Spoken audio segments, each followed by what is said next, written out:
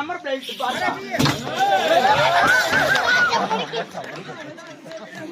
இதுல இந்த பொருட்சாச்செல்லாம் கடாதுன்றது நான்.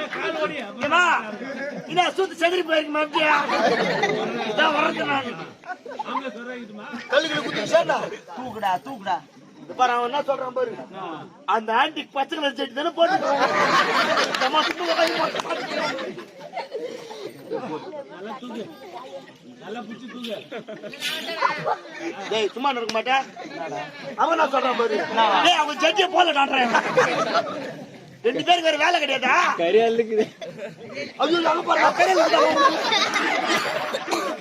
கடவுளே கடவுளே. இதுதான் தேட வயசுக்கு வரது.